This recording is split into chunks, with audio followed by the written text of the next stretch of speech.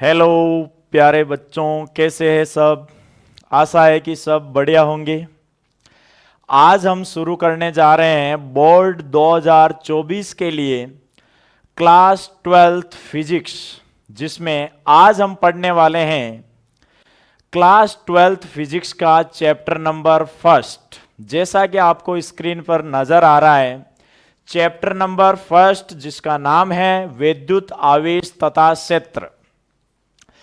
इस वीडियो में हम क्लास 12th फिजिक्स से रिलेटेड पहले चैप्टर के बारे में डिस्कस करने जा रहे हैं, जो पूर्णतया नए एनसीईआरटी पैटर्न पर बेस्ड है और बोर्ड की दृष्टि से कि बोर्ड 2024 में क्या आने वाला है, क्या नहीं आने वाला है, या फिर आप ये कह सकते हो कि फिजिक्स का जो 56 नंबर का पेपर होने वाला है उसमें 56 आउट ऑफ 56 आप कैसे लेके आ सकते हो, वो सारी चीजें हम डिस्कस करेंगे विथ न्यूमेरिकल प्रॉब्लम। सबसे ज्यादा जो बोर्ड वाले बच्चे होते हैं उनमें सबसे कॉमनली ये प्रॉब्लम आती है कि सर कॉन्सेप्ट तो हम और भी सोल्व कर लेते हैं, डेरिवेशंस कर लेते हैं, लॉज याद कर लेते हैं, लेकिन जब बात आती है न्यूमेरिकल्स की तो न्यूमेरिकल्स हमारे से सोल्व नहीं होते हैं। तो हमने इस चैप्टर को, या आप ये कह सकते हो कि पूरे कोर्स को इस तरीके से डिजाइन किया है कि हर कॉन्सेप्चुअल जो टॉपिक है उसके साथ में उसके न्यूमेरिकल प्रॉब्लम्स किस तरीके से सोल्व होगी, बिल्कुल इजी पैटर्न पर, ये सारी चीजें आपको मिलने वाली है। तो चलो शुरू करते हैं चैप्टर नंबर फर्स्ट, विद्युत आवेश तथा क्षेत्र। अगर मैं बात करूं बोर्ड के हिसाब से, तो बोर्ड 2024 के लिए, बोर्ड 2024 के लिए ये जो चैप्टर है वो आपका होने वाला है वही 4 नंबर का। तो इंपॉर्टेंट चैप्टर है, 4 नंबर आपको इस चैप्टर से मिलने वाले हैं और गारंटी है कि अगर आप अच्छे से समझते हो तो ये चैप्टर आपको पूरे 4 नंबर देके जाएगा। तो स्टार्ट करते हैं। सबसे पहले बात करते हैं विद्युत की। देखो विद्युत की क्या होती है। विद्युत की भौतिक विज्ञान की एक ब्रांच है, फिजिक्स की अपनी एक ब्रांच है, जिसमें आप आवेश एवं आवेश से संबंधित गुणों घटनाओं का अध्ययन करते हो। यानी इसमें नाम ही आ रहा है विद्युत, और विद्युत पूरी की पूरी डिपेंड है आवेश पर। तो भौतिक विज्ञान की एक ऐसी शाखा जिसके अंतर्गत आवेश एवं आवेश से संबंधित गुणों का अध्ययन किया जाता है उसे हम कहते हैं विद्युत की। तो इसे हम डिफाइन करेंगे कि भौतिक विज्ञान की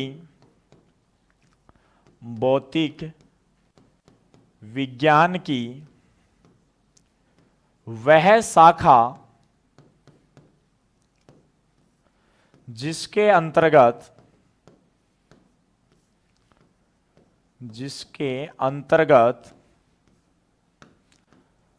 आवेश एवं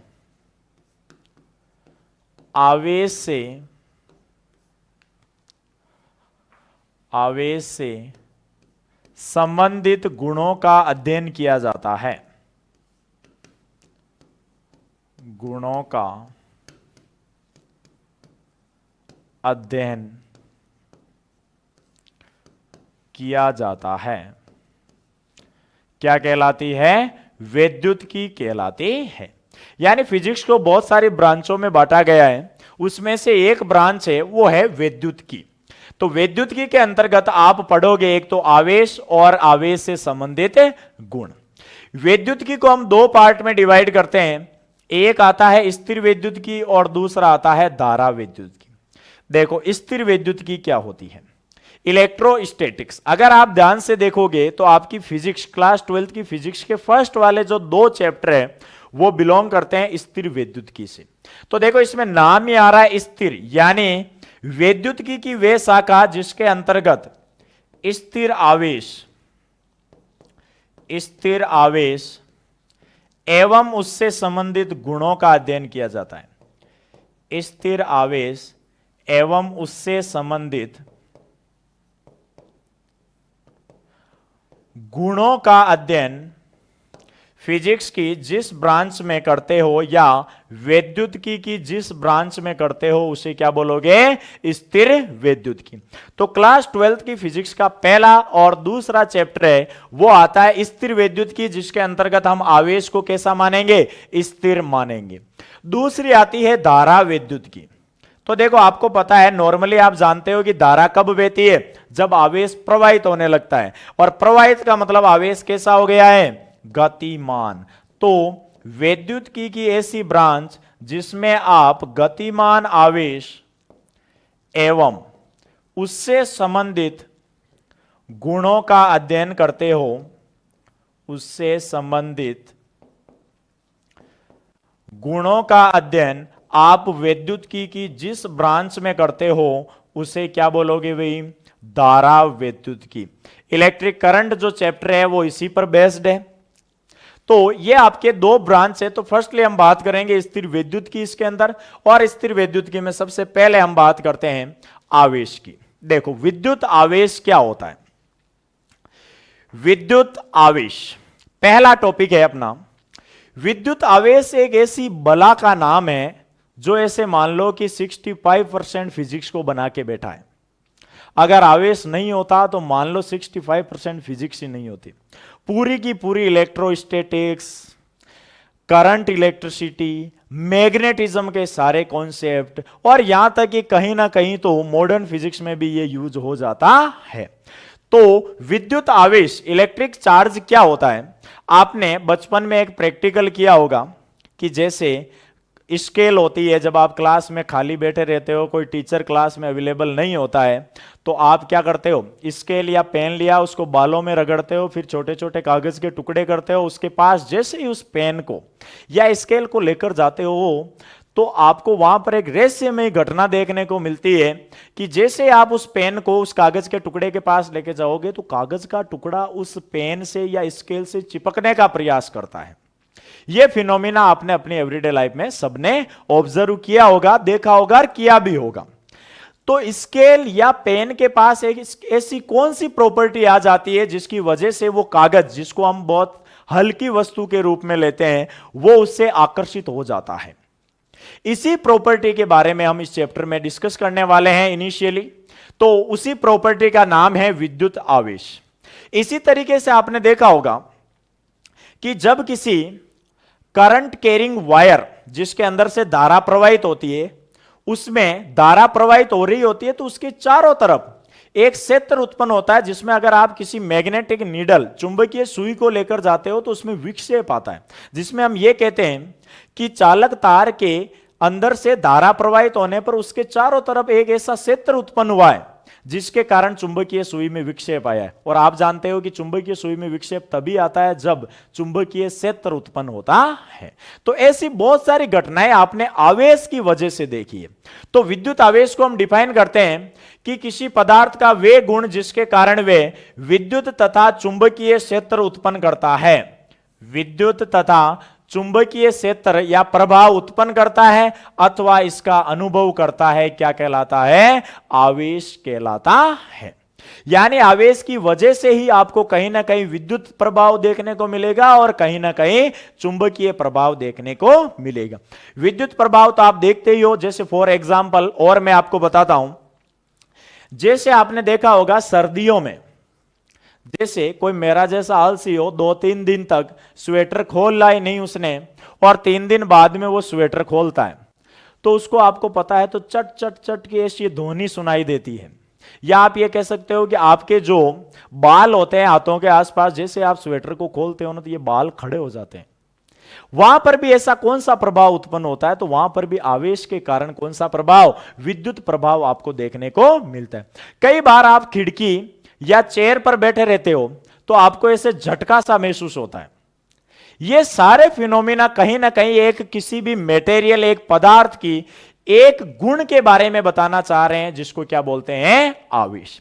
तो आवेश क्या है? किसी पदार्थ या वस्तु का वे गुण है जिसके कारण वे पदार्थ या वस्तु विद्युत अथवा चुंबकीय प्रभाव उत्पन्न करता है या फिर इसका अनुभव करता है, उसे क्या बोलेंगे? विद्युत आवेश। अब देखो, विद्युत आवेश की खोज से रिलेटेड अगर मैं बात करूं तो लगभग 600 ईस्वी पूर्व की बात है भाई, बहुत पुराने जमाने की बात है। एक साइंटिस्ट थे थेल्स।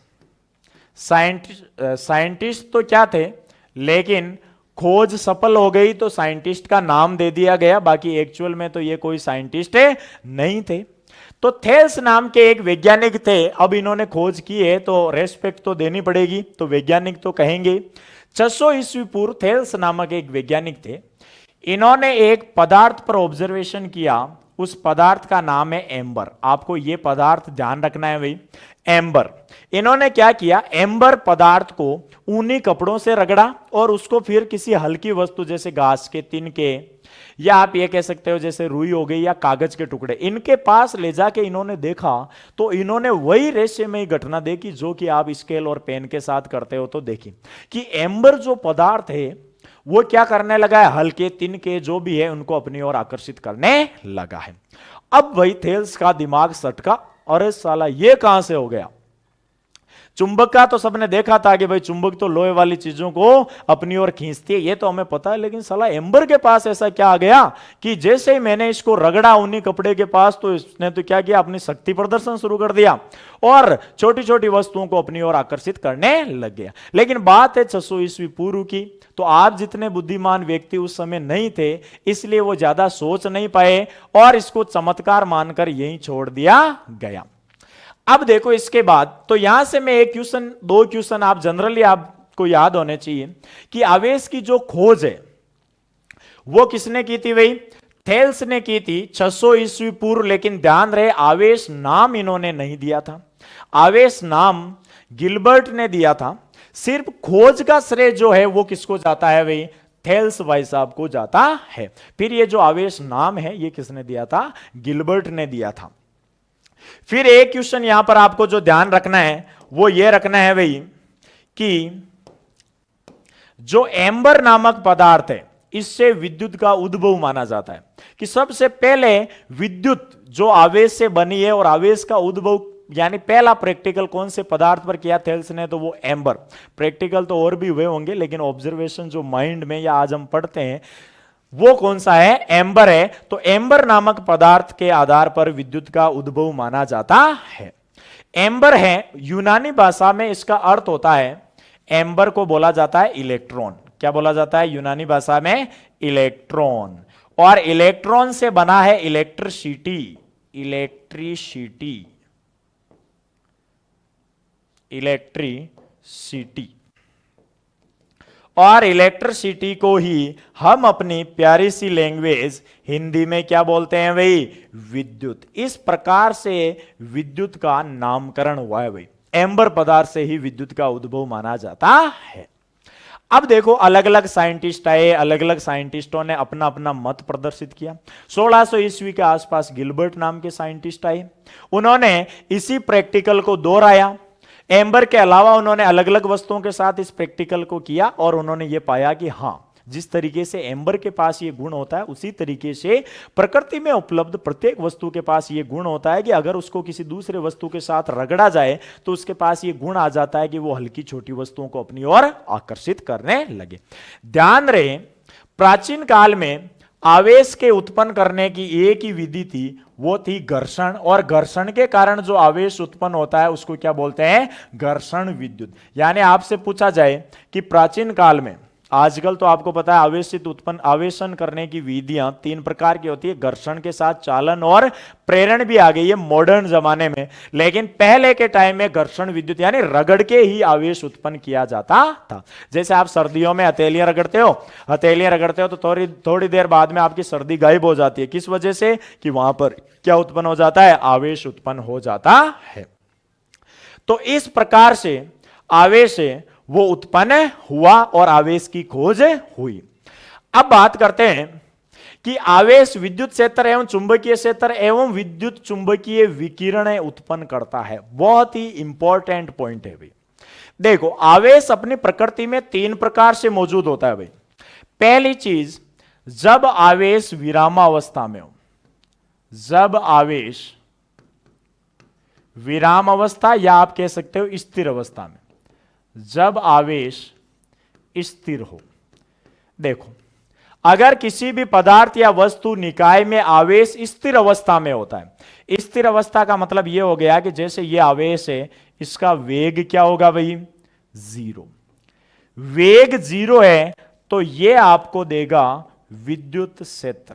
क्या उत्पन्न करेगा ये, विद्युत क्षेत्र उत्पन्न करता है, ई वेक्टर उत्पन्न करता है। पहला इंपॉर्टेंट पॉइंट आपको ध्यान में रखना है कि अपनी प्रकृति में आवेश तीन प्रकार से मौजूद होता है। एक तो स्थिर अवस्था में, दूसरा गतिमान। गतिमान में दो कंडीशन होगी, उनमें से अगर मैं कहूं कि जब आवेश स्थिर अवस्था में होता है, यानी जो चार्ज है उसकी वेलोसिटी जीरो हो, तो इसका मतलब स्थिर अवस्था में, तो ये क्या उत्पन्न करता है, विद्युत क्षेत्र उत्पन्न करता है, इलेक्ट्रिक फील्ड उत्पन्न करता है। बात करते हैं दूसरे पॉइंट की। जब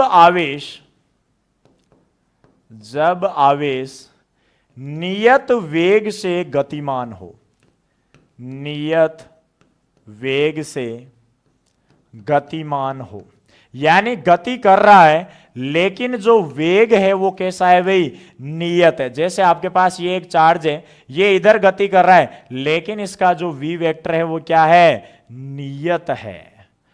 अगर आवेश नियत वेग से गति कर रहा है तो ये आपको विद्युत क्षेत्र तो देगा ही, विद्युत क्षेत्र ई वेक्टर तो देगा ही, लेकिन साथ में चुंबकीय क्षेत्र भी देगा भाई, चुंबकीय क्षेत्र, जिसको आप डिनोट करते हो बी वेक्टर से। यह भी आपको साथ में देखने को मिलने वाला है, लेकिन कब, जब आवेश नियत वेग से गतिमान हो, यानी चार्ज है वो कांस्टेंट वेलोसिटी से गति कर रहा हो। तीसरा पॉइंट, जब आवेश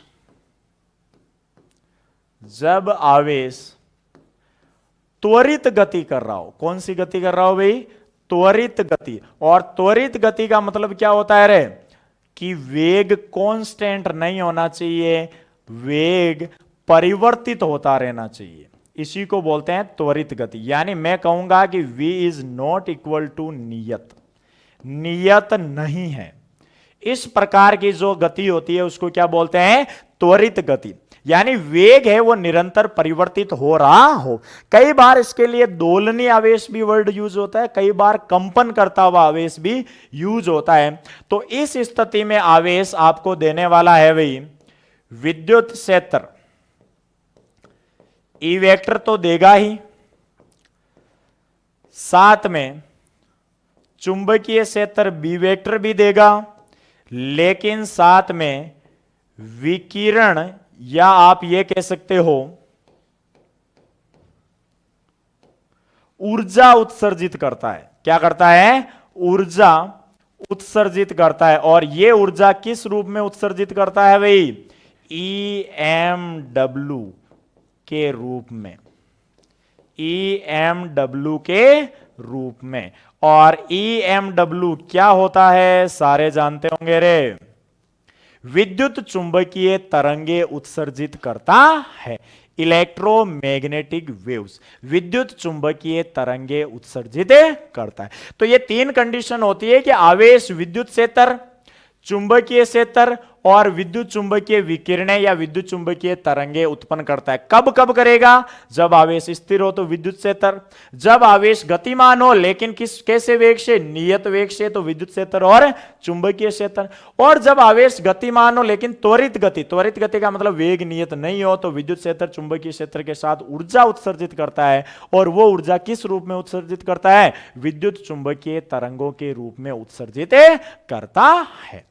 तो इस प्रकार से आवेश अपने आसपास में ये घटनाएं प्रदर्शित करता है, और इसी आधार पर इसकी डेफिनेशन है वो क्या है, कि किसी पदार्थ का वह गुण जिसके कारण वह विद्युत तथा चुंबकीय प्रभाव उत्पन्न करता है अथवा अनुभव करता है।